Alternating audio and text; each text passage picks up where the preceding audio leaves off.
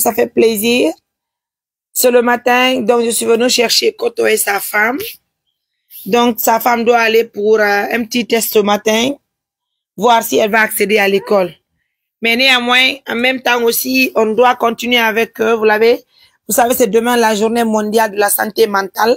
Donc, assistance humanitaire d'urgence est conviée à cette cérémonie. Koto? Non. Nene? Non. Diol mi do ya début et mon bébé ni kasare. Koto do ta bengu mun ka l'école. Si men yiwri donc, men continue à non fi comme indi on confi nyallal ko men invita ko. Faltoniri Koto? Ah ouais non nene do. Hey. Do ami on. Do repi.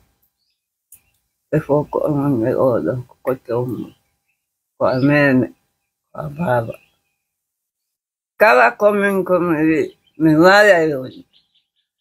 No vaya. Yo me cortaba yo para me gota para me muere. Muere se va a quemar. Me la va de gota. Cuando se me anda demasiado corrida, llame.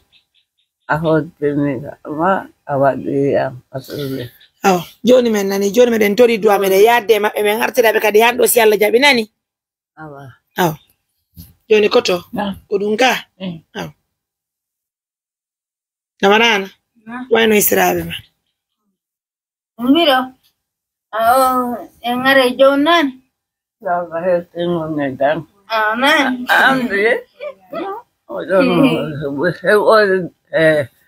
me voy dina etedunga United dungali. Hunde hebata nene, hunde hebata be sina ko yuri konka Allah. Joni men hewti si Allah jabi on nani? Nani. Aw. Koto. Na. Mai. Aw. Mala o mala on no. Nala ma holo de me hewte. Mala de was hewte. En fait ça c'est une chaîne non? Code. Code. Ah, mi andi code den fi yumira be. Ah wow.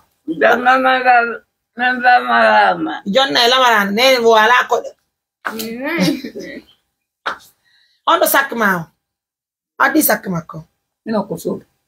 Adi sakma ko ramtullah.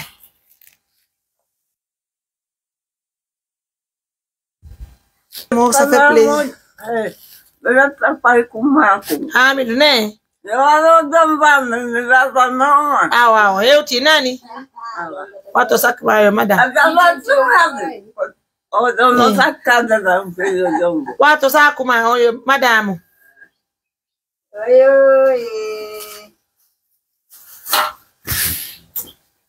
Saki konto numa unko yi. Allah wali yom. Allah wali la mi. Ino anga di Allah wali. Wati mo rantula fi Allah sakko. Koto? Ay sak bengo ma. Wala ba? Wala ba.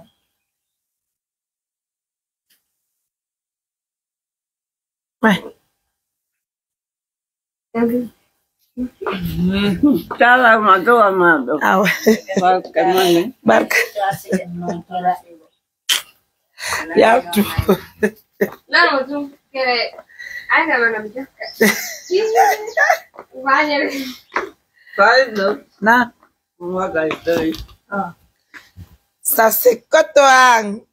Bye mes amours à tout à l'heure.